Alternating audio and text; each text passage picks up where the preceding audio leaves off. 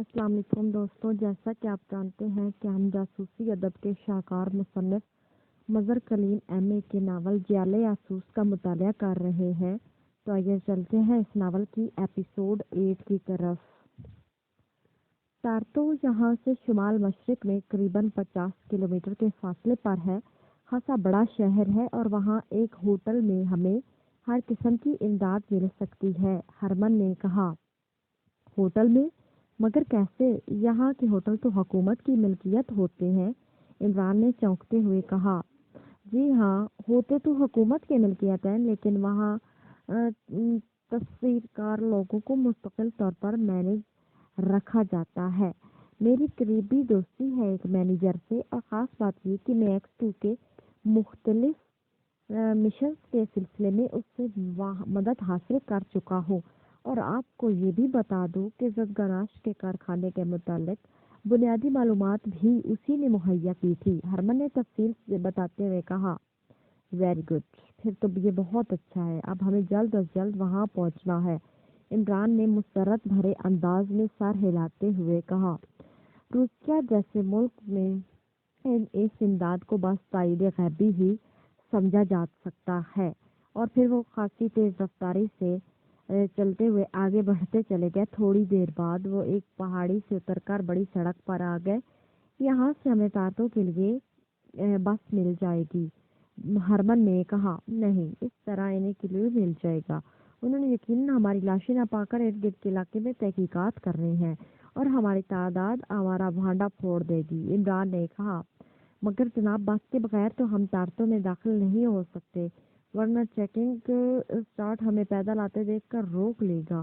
یہاں اس طرح پیدل شہر سے باہر نکلنے یا داخل ہونے کا رواج نہیں، یا تو اپنی سواری پر یا دوسری سواری کے ذریعے ہو سکتا ہے، ہرمن نے جواب دیا۔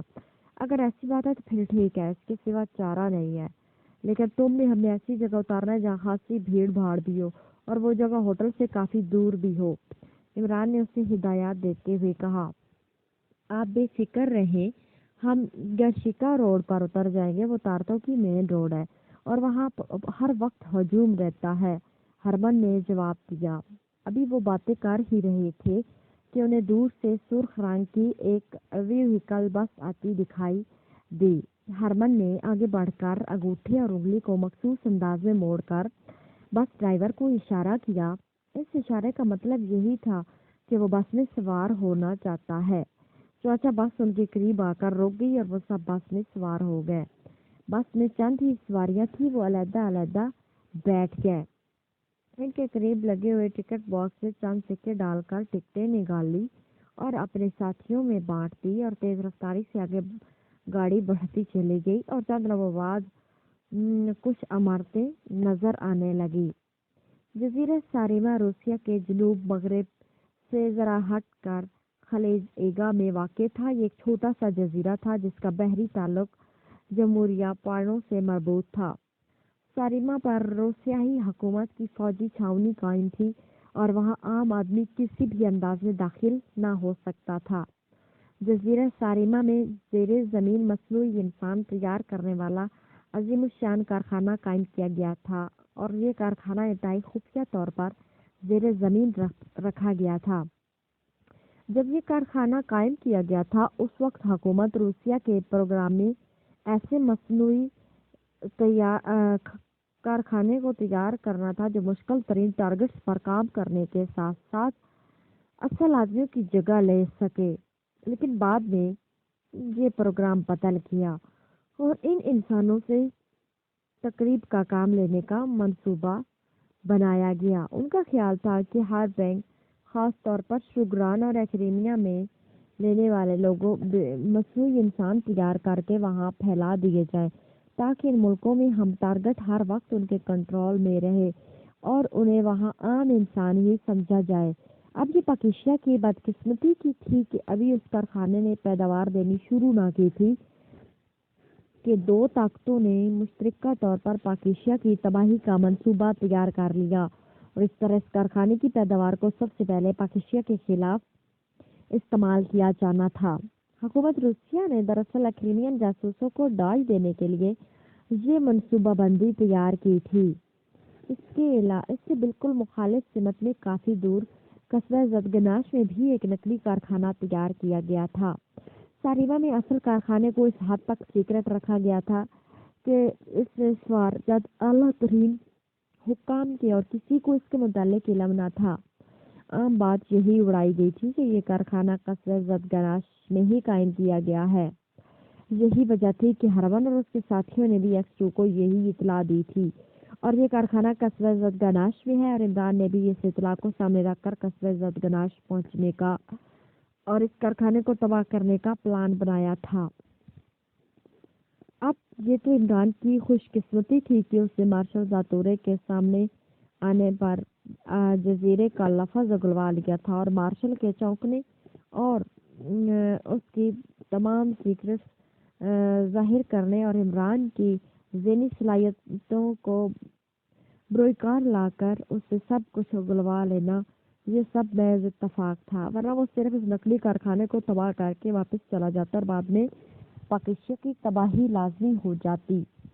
جزیرہ ساریما کے گرد میگنیٹ سٹیل کی ایک اونچی دیوار تعمیر کی گئی تھی۔ اس دیوار میں ایسے جدید ترین حفاظتی نظام سیٹ کیے گئے تھے کہ جزیرے سے 20 میل کے فاصلے تک چاروں طرف سمندر کی تہ سے آسمان کی وسعتوں تک ہر چیز کو نہ صرف چیک کیا جا سکتا تھا بلکہ اسے دیکھا بھی جا سکتا تھا۔ جمہوریہ پارٹو سے مخصوص بحری جہاز اسی جزیرے تک آمدرفت کے مخصوص ذرائع تھے، اور ان جہازوں کو باقاعدہ سائنسی آلات سے چیک کیا جاتا تھا۔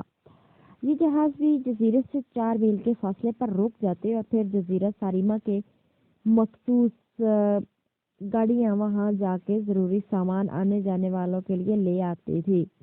جزیرے کے گرد سمندر میں 4 میل کے فاصلے تک انتہائی طاقتور کاغلیم شعاعیں پھیلائی گئی تھی۔ ان شعاعوں نے کوئی چیز سوائے پانی کے داخل نہ ہو سکتی تھی، حتیٰ کہ پانی کا کیڑا تک اندر داخل نہ ہو سکتا تھا۔ صرف وہ مخصوص کشتیاں ہی اس میں چل سکتی تھی۔ جزیرے کے درمیان میں ایک بہت بڑی عمارت تھی جسے کنٹرول سینٹر کے نام سے پکارا جاتا تھا۔ یہاں وہ لوگ تھے جن کی وفاداری ہر لحاظ سے شکوک سے بالا تر ہوتی تھی۔ باقی کام مشینیں تھیں اور مشکل سے 100 کے قریب انسان اس میں کام کرتے تھے، اور وہ لوگ تھے جو کبھی بھی جزیرے سے باہر نہیں جاتے تھے کیونکہ ان کے پیچھے کسی انسان سے کوئی رشتہ نہ تھا۔ غرضی کا اس جزیروں کو ہر لحاظ سے ناقابل تفسیر بنایا گیا، اور واقعی جس طرح اس کارخانے کا حفاظتی نظام تھا اس لحاظ سے اسے ناقابل تفسیر ہی سمجھا جا سکتا تھا۔ اس وقت کنٹرول روم میں ایک عجیب سی ہلچل مچی ہوئی تھی۔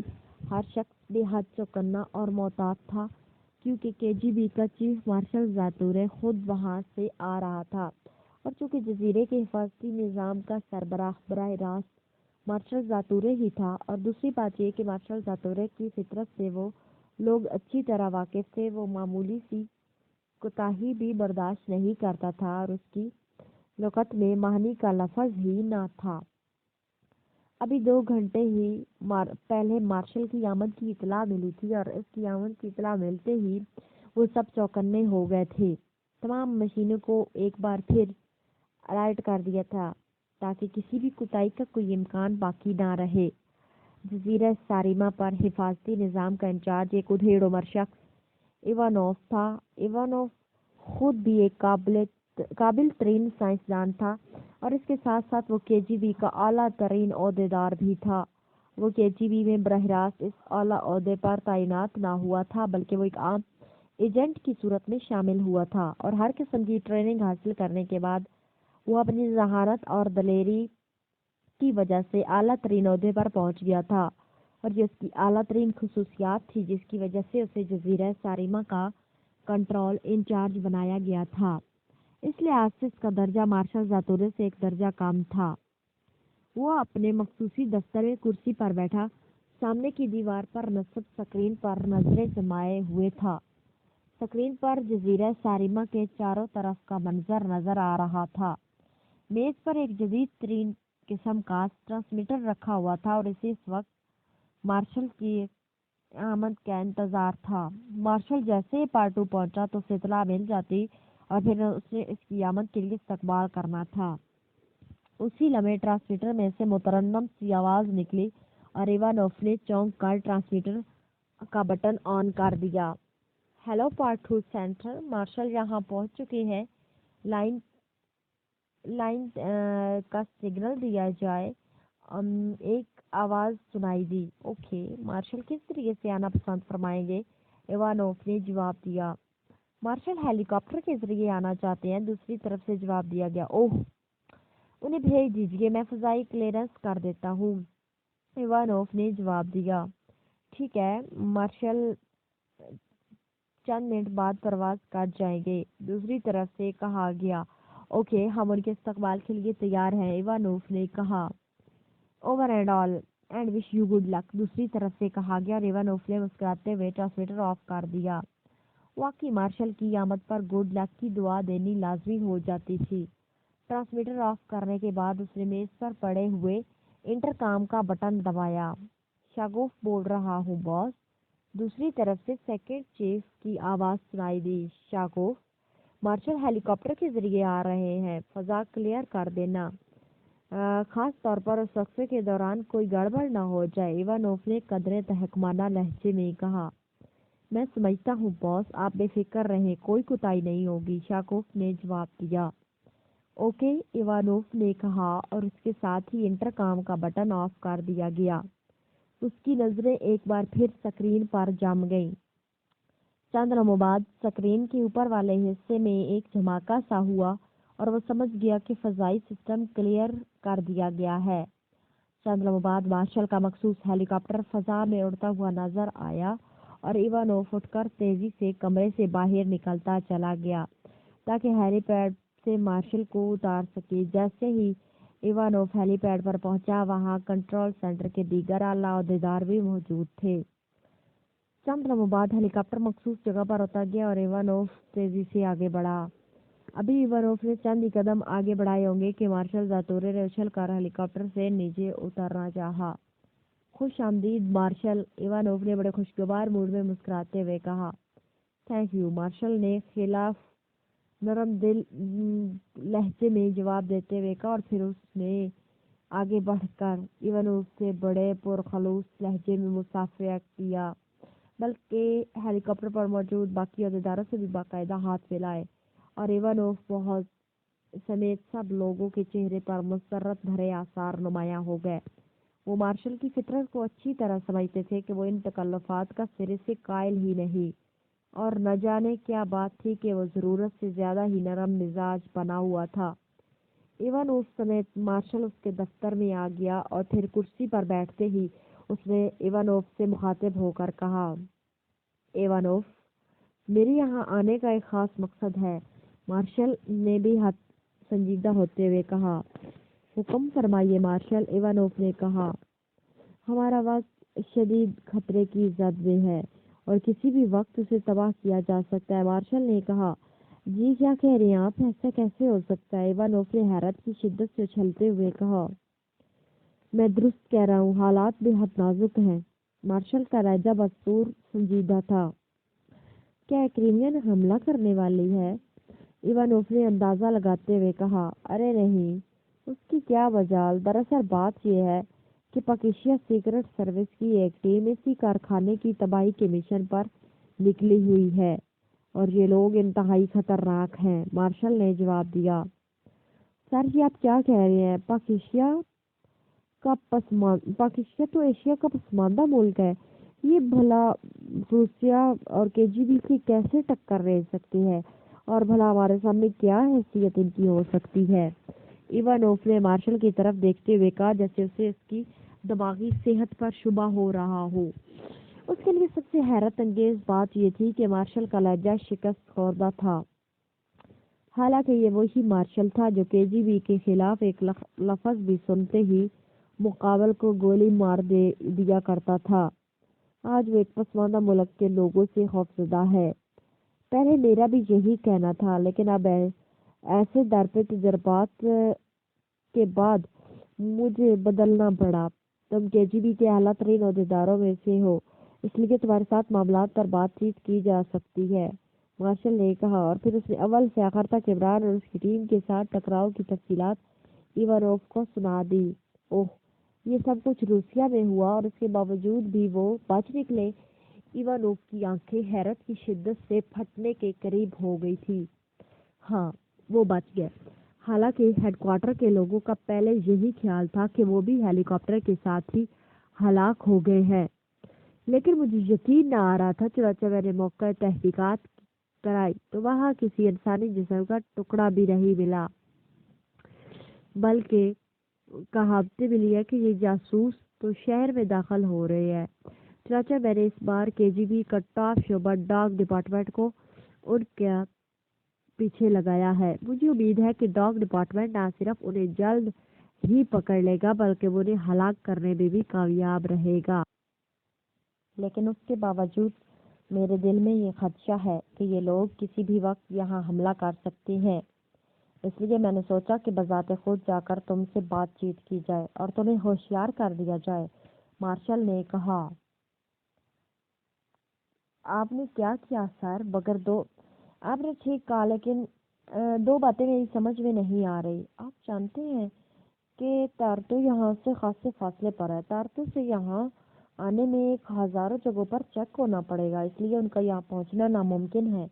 दूसरी बात ये कि ये उन्हें सारिमा के मुतालिक कैसे मालूम हो सकता है? वो ज्यादा से ज्यादा जदगनाश वाले नकली कारखाने पर ही हमला करेंगे। इवानोव ने कहा। तुम्हारी सब बातें अपनी जगह दुरुस्त हैं। उनका ज़हनी तजिया करते वक्त इस बात का पता चला कि उन्हें सारिमा के मुतालिक इल्म है, और वो ये भी जानते हैं कि असली कारखाना कहाँ है और नकली जदगनाश है। रही बात दूसरी कि वो यहाँ तक कैसे पहुँचेंगे, तो इस सिलसिले में कुछ नहीं कहा जा सकता। ये लोग अजीबोगरीब और हैरत अंगेज सलाहियतों के मालिक हैं, इसलिए हमें बहरहाल होशियार रहना चाहिए। मार्शल ने जवाब दिया। बॉस, आपकी बात दुरुस्त है। अगर उन्हें पहले से सारिमा के मुतालिक पता होता तो वो जदगनाश पर हमला ना करते, बल्कि बराह रास्त यहाँ आते। उनका जदगनाश जाना तो यही जाहिर करता है कि उन्हें सारिमा का किसी ने वहाँ जाकर पता चला है। इवानोव ने बाकायदा बहस करते हुए कहा। अब जाहिर है कि मार्शल उसे ये तो नहीं बता सकता था कि सारिमा के मुतालिक उन्होंने इसी को लेकर पता कर लिया है, इसलिए उसने इस बात का जवाब देने की बजाय सर हिलाते हुए कहा। बहस की जरूरत नहीं है इवानोव। यहाँ आने का मकसद ये नहीं है कि मैं फंसियों की तरह बहस करते रहें। हमें हर तरह से होशियार रहना चाहिए। अब तो मेरे साथ चलो, मैं बजाते खुद सारिमा के तमाम हिफाजती इंतजामात को चेक करूँगा। मार्शल का लहजा यकदम बदलता चला गया था। यस मार्शल, आइए, इवानोव ने तेजी से उठकर खड़े होते हुए कहा, और फिर वो उससे अपने हमरा लिए कंट्रोल सेंटर के एक एक सेक्शन में गया और मार्शल ने बड़े गौर गौर से एक एक मशीनरी और उसकी कारकर्दगी का जायजा लिया। जब तमाम सेक्शन उसने चेक कर लिए तो उसके चेहरे पर इत्मीनान के आसार उभर आए। वेरी गुड इवानोव, तुम्हारी कारकर्दगी वाकई बेदाग है। मुझे यकीन है कि दुश्मन यहाँ वार करने में कभी कामयाब नहीं हो सकते। मार्शल जातोरे ने बड़े मुसर्रत भरे लहजे में कहा। उसके चेहरे पर वाकई गहरे इत्मीनान के आसार थे। आप बेफिक्र रहें बॉस, सारिमा नाकाबिले तस्वीर है। अगर ये लोग यहाँ तक पहुँच भी गए तो कुत्ते की मौत मारे जाएंगे। इवानोव ने बड़े पुरएतमाद लहजे में कहा। ओके, अब मैं चलता हूँ। अगर ये लोग पकड़े गए तो मैं तुम्हें इतला कर दूंगा, और अगर तुम्हारे नोटिस में कोई बात आए तो तुम फौरन मुझे इतला करना। मार्शल ने हेलीपैड की तरफ बढ़ते हुए इवानोव को हिदायत की। ठीक है सर, हुक्म की तामील होगी, इवानोव ने जवाब दिया। और फिर वो दोनों हेलीकॉप्टर में बैठकर फजा में परवाज कर गया और इवानोव वापसी अपने दफ्तर में आ गया। उसके ज़हन में मार्शल की बातें खटक रही थी। वो सोच रहा था कि क्या वाकई पाकिस्तान सीक्रेट सर्विस वाले माफूकुल फितरत सलाहियतों के मालिक हैं कि इस तरह हर मौके पर डॉज देकर निकल जाने में कामयाब हो गए। लेकिन बात उसके हलक से उतर ना रही थी, और वो ये सोचने पर मजबूर हो गया था कि मार्शल के असाब अब जवाब दे चुके हैं, इसलिए मार्शल अब इस काबिल नहीं रहा कि वो केजीबी को कंट्रोल कर सके। उसने दिल ही दिल में ये फैसला कर लिया था कि अगर ये लोग यहाँ तक पहुँच गए तो वो मार्शल को इतला करने की बजाय उन्हें खुद ही पकड़ेगा या हलाक कर देगा। कि अगर ये लोग यहाँ पहुँच गए तो वो मार्शल को इतला करने की बजाय انہیں خود ہی پکڑے گا یا ہلاک کر دے گا، اور اس کے بعد وہ روسیہ کے اعلیٰ ترین قیادت کو خفیہ طور پر اس بات کی رپورٹ کر دے گا کہ مارشل ایک ناکام انسان ہو چکا ہے۔ اسے یقین ہوگا کہ اگر اس نے کامیابی حاصل کر لی تو پھر اسے اعلیٰ ترین قیادت اسے سنبھالنی ہوگی، اور مارشل کی بجائے اسے KGB کا چیف بنا دیا جائے گا۔ اور یہ ایک ایسا اعزاز تھا جس کا وہ خوشیوں اور مسرتوں کا خزانہ تھا، کیونکہ KGB کے چیف سے بڑے عہدے کا تصور نہیں کیا جا سکتا تھا۔ بس تیزی سے دوڑتی ہوئی تارتو شہر میں داخل ہوئی اور پھر ایک چھوٹی سی عمارت کے قریب جا کر رک گئی۔ عمارت چیکنگ چوکی تھی۔ سڑک کو راڈ کی مدد سے بلاک کر دیا گیا تھا۔ بس میں سے 4-5 مسلح افراد اچھل کر بس میں سوار ہوئے اور انہیں تائرانہ انداز میں بس کی سواریوں کا جائزہ لیا۔ اس کے بعد وہ کچھ بڑبڑاتے ہوئے تیزی سے جیسے اوپر آئے تھے اس طرح اچھل کر باہر نکل گئے۔ شاید معمول کی چیکنگ تھی، اس لیے انہوں نے زیادہ چھان بین کرنے کی تکلیف نہیں کی۔ چند لمحوں بعد راڈ ہٹا لیا گیا اور ڈرائیور نے بس آگے بڑھا دی اور اس کے ساتھیوں نے اطمینان کا ایک طویل سانس لیا۔ یہ شہر خاصا وسیع و عریض تھا۔ یہ شہر 40 لاکھ آبادی پر مشتمل تھا، اس لیے یہاں خاصی گہما گہمی تھی۔ بس مختلف اسٹاپس پر رکتی، سواریاں اتارتی اور چڑھاتی آگے بڑھتی چلی گئی، اور پھر جب ایک پرہجوم سڑک کے کنارے رکی تو ہرمن اٹھ کر کھڑا ہو گیا، اور ہرمن کے اٹھتے عمران اور اس کے ساتھی بھی اٹھ کر کھڑے ہو گئے اور وہ سب باری باری بس سے نیچے اترتے چلے گئے۔ انہوں نے آپس میں کوئی بات چیت نہ کی اور ایک دوسرے سے علیحدہ ہو کر ایک دوسرے کے پیچھے چلتے ہوئے آگے بڑھتے چلے گئے۔ سب سے آگے ہرمن تھا اور وہ یوں اطمینان بھرے انداز میں چل رہے تھے جیسے کام کرنے کے بعد ویسے ہی چہل قدمی کے لیے نکل کھڑے ہو۔ سڑک پر آگے بڑھنے کے بعد وہ ایک اور سڑک پر مڑ گئے اور اس طرح کافی فاصلے پر جانے کے بعد وہ ایک بڑی پرہجوم سڑک پر پہنچ گئے۔ اس سڑک پر پہنچتے انہیں دور سے ایک 4 منزلہ عمارت نظر آئی جس پر ایک بورڈ لگا ہوا تھا، آپ لوگ اس طرح ٹہلتے رہے، میں جا کر بادام گاجیا کا پتہ کرتا ہوں۔ ہربن نے مڑ کر کہا اور پھر وہ تیز تیز قدم اٹھاتا ہوٹل کے اندر داخل ہو گیا، جبکہ عمران اور اس کے ساتھی اس طرح ٹہلتے ہوئے آگے بڑھتے چلے گئے۔ کافی دور آگے بڑھنے کے بعد وہ ایک بار پھر پلٹے اور ہوٹل کی طرف بڑھے تو انہیں ہرمن باہر نکلتا ہوا ملا۔ میرے ساتھ آئیے، سب انتظام ہو گیا ہے، ہرمن نے کہا، اور پھر آگے بڑھ کر وہ سڑک پر بڑھتا چلا گیا اور اس کے ساتھ وہ ہو کر ہوٹل کی اگلی سمت میں پہنچ گئے۔ انہیں ہرمن نے ایک تنگ راستے سے گزار کر ایک بڑے تہخانے میں لے جانا تھا جو بڑا خوبصورت انداز میں سجا ہوا تھا۔ تشریف رکھیے، مادام گاکیا ابھی آ رہی ہیں، میں نے انہیں مختصر سے حالات بتا دیے ہیں، وہ ہر لحاظ سے ہماری امداد کرنے پر تیار ہیں، ہرمن نے کہا، اور وہ سب صوفوں پر ڈھیر ہوتے چلے گئے۔ چند لمحوں بعد کونے میں موجود دروازہ کھلا اور ایک خوبصورت اور نوجوان عورت مسکراتی ہوئی اندر داخل ہوئی۔ خوش آمدید دوستو، آنے والی نے ان سب سے مخاطب ہو کر کہا، یہ ہوٹل کی مادام گارکیا ہیں۔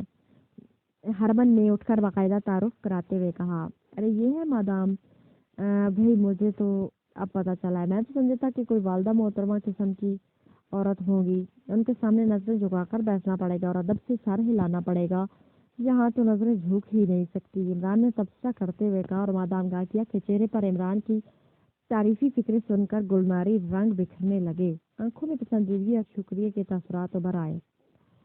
آپ کی تعریف کا شکریہ، آپ اپنا تعارف تو کرائیے، مجھے ہرمن نے آپ کا تعلق پاکیزیت سیکرٹ سے بتایا ہے، مادام گارکیا نے مسکراتے ہوئے کہا، آپ ہی بتا دیا تو تعارف میں کوئی حرج نہیں، مجھے حقیر فقیر ہم سمیدان بندہ نادان کو علی عمران MSc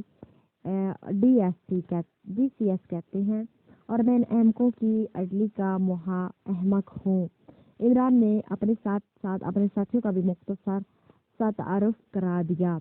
احمق تم خود ہو، ہمیں خواہ احمق بنا ڈالا ہے۔ باقی سب ممبر تو خاموش رہے، البتہ تنویر سے نہ رہا گیا اور وہ بول پڑا۔ عمران نے بھی تنویر کو ہی چھیڑنے کے لیے یہ فکرہ کہا تھا، کیونکہ وہ دیکھ رہا تھا کہ جب سے مادام گارکیا آئی ہیں تنویر کی نظریں اس کے سراپے سے ہٹ ہی نہیں رہی تھی۔ کاش یہاں یولیا ہوتی، پھر میں دیکھتا کہ تم کیسے اپنی نظروں کا ٹیپ مادام کے چہرے پر چپکاتے، عمران نے بڑبڑاتے ہوئے کہا، اور تنویر بے اختیار مسکرا دیا اور اس کے ساتھ ہی سب لوگ ہنس پڑے۔ پھر عمران نے ان سب کا تعارف مادام گارکیا سے کرا دیا۔ بہت خوب، मुझे खुशी है कि आपने मुझे एतमाद के काबिल समझा। मैं आपकी हर मुमकिन इमदाद करूंगी। मेरी मुकम्मल हमदर्दियाँ आपके साथ हैं। मादाम गाकिया ने बड़े पुरखलूस लहजे में कहा। देखिए मादाम, हमारा मिशन बेहद खतरनाक है, इसलिए आप बराह रास्त इसमें मुलविस ना हो, बल्कि जिस कदर मुमकिन हो सके हमें कुछ ज़रूरी सामान मुहैया कर दीजिए। उसके बाद हम लोग यहाँ से चले जाएंगे। इमरान ने बड़े संजीदा लहजे में कहा। इमरान साहब, घबराने की कोई ज़रूरत नहीं। आप मुझे कोई मामूली औरत ना समझें। आप यहाँ हर लिहाज से महफूज हैं। आज केजीबी को आपकी तमाम उम्र यहाँ ट्रेस नहीं कर सकती, इसलिए इत्मीनान से रहें। आपको यहाँ आपके कहने के मुताबिक हर चीज़ मुहैया कर दी जाएगी। मादाम गाखिया ने भी संजीदा लहजे में कहा और फिर उठकर खड़ी हो गई। मैं थोड़ी देर में आती हूँ ताकि आपकी रिहाइश का माकूल बंदोबस्त किया जा सके। उसने दरवाजे की तरफ मुड़ते हुए कहा। सुनिए, सब अपना अपना मेकअप का सामान, हमें आप मेकअप का सामान मुहैया कर दें ताकि हम अपनी शक्लें बदल लें, फिर इत्मीनान से रहेंगे। इमरान ने कहा। ठीक है, मैं भिजवा देती हूँ, तो मेरे साथ आओ हरवन, मादाम ने कहा और फिर वो उसके साथ दरवाज़ा क्रॉस करके बाहर चली गई। हरवन ने हमारी असल हकीकत बताकर अच्छा नहीं किया। इन दोनों के जाने के बाद सफ्तर ने तबसरा करते हुए कहा, इसके सिवा और कोई चारा भी नहीं है। इमरान ने जवाब दिया और इसके साथ ही उसने सोफे की पूंछ से सर टिकाकर आंखें बंद कर ली। थोड़ी देर बाद हरमान वापस आया तो उसने एक बड़ा सा बॉक्स उठाया हुआ था। उसने बॉक्स इमरान के सामने रख दिया। इमरान ने उसे खोला तो उसने सामान देखकर इत्मीनान से सर हिला दिया। ये जदीद तरीन केमिकल का मेकअप था। इससे इमरान ने बारी बारी खुद ही सबके चेहरों पर मेकअप करने शुरू कर दिए। उनके चेहरों के साथ साथ बालों के रंग और अंदाज भी बदल डाले। साथ ही उसने आंखों के रंग बदलने का भी ख्याल रखा ताकि उन्हें किसी भी लिहाज से चेक न किया जा सके। जब मादाम गाखिया दोबारा कमरे में दाखिल हुई तो सब नए मेकअप में आ चुके थे। मादाम गाखिया अंदर दाखिल होती बुरी तरह चौंक पड़ी। उसकी आंखों में हैरत के तसरात उभर आए थे। उससे अपने सामने बिल्कुल अजनबी चेहरे नजर आ रहे थे। कमाल है, इस कदर तब्दीली, मादाम गाखिया ने अपने आप को संभालते हुए कहा। वो समझ गई थी कि इमरान और उसके साथियों ने मेकअप किया है। तब्दीली तो अब आएगी। तुम्हें यहाँ मुकर्रर कर दिया गया। तुम गैर मुल्की हो। अचानक इमरान के उठकर बदले हुए लहजे में कहा गया। उसके लहजे में भेड़गी जैसी घुर्राहट थी।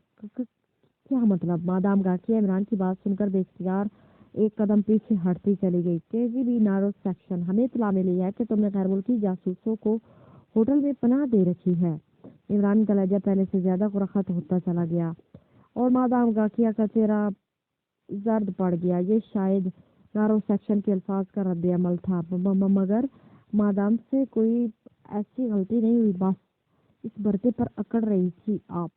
गाकिया साहिबा, ये काम बड़ा सख्त है। अचानक इमरान ने अपना असल लहजे में हंसते हुए कहा और मादाम गाकिया के चेहरे का रंग बहाल हो गया। तुमने तो मुझे डरा ही दिया था। वाकई तो हैरत अंगेज सलाहियतों के मालिक हो, मादाम ने झेपते हुए जवाब दिया। अगर तुम इतनी जल्दी डरती नहीं तो फिर हमारा तो खुदा ही हाफिज है, इमरान ने तनकिया लहजे में कहा। अच्छा, आइए, मैंने आपके लिए खुफिया तहखाना तैयार करा लिया है, मादाम गाकिया ने कहा और फिर वो अपने हमरा लिए कमरे से बाहर निकल गई और उन्हें एक बड़े से हाल नुमा कमरे में लेकर पहुंच गई जहाँ उनके लिए बिस्तर लगे हुए थे। अभी वो इनके मुतालिक तफसीलात बता रही थी कि राहदारी में किसी के दौड़ने की आवाज़ सुनाई दी और मादाम गाकिया के साथ साथ इमरान और उसके साथी भी चौंक पड़े। दूसरे लम्हे दरवाज़ा खुला और एक खूबसूरत लड़की दौड़ती हुई अंदर दाखिल हुई। उसके चेहरे पर शदीद परेशानी के आसार नुमाया थे। मादाम, डॉग सेक्शन चेकिंग कर रहा है, उन्हें गैर मुल्की जासूसों की तलाश है। आने वाली लड़की ने इंतहाई परेशान लहजे में कहा। Dog section? मादाम गाकिया डॉग सेक्शन का नाम सुनते ही बुरी तरह उछल पड़ी। ओह, वेरी बैड, मादाम ने हकलाते हुए कहा। क्या हो, वो होटल में आ गए हैं? अचानक इमरान ने आने वाली लड़की से मुखातिब होकर पूछा। उन्होंने होटल चारों तरफ से घेर रखा है, अभी वो साथ वाली दुकानें चेक कर रहे हैं, बस आने ही वाले हैं। आने वाली लड़की ने जवाब दिया। ठीक है, तुम ऊपर जाओ, मैं आ रही हूँ, मादाम ने अपने आप को संभालते हुए कहा और वो तेजी से वापस मोड़कर दरवाजे से बाहर निकलती चली गई। ये डॉग सेक्शन की क्या चीज़ है? इमरान ने उस लड़की से जाते ही मादाम से पूछा। ये केजीबी का सबसे खतरनाक सेक्शन है। जदीद तरीन आलात उनके पास होते हैं और ये पाताल से भी मुजरमों को बाहर खींच निकालते हैं, मादाम ने घबराए हुए लहजे में कहा। फिर आपने क्या सोचा है? इमरान ने पूछा। मैं क्या सोचूं, वो तो हर कीमत पर तुम्हें ढूंढ निकालेंगे क्योंकि तुम्हारे पास फिलहाल कागजात भी मौजूद नहीं है। और उन्होंने इतनी बारीक बीनी से छानबीन कर रही है कि मादाम ने कहा, मादाम क्यों ना हम स्टोर में छुप जाएं। अचानक हरमन ने कहा, अरे हाँ, मीट स्टोर में तुम छुप जाओ, आओ मेरे साथ। मादाम ने चलते हुए कहा, फिर सब को हमरा लिए कमरे से निकली। मुख्तलिफ राहदारियों से गुजर कर वो एक दरवाजे के पास पहुंची।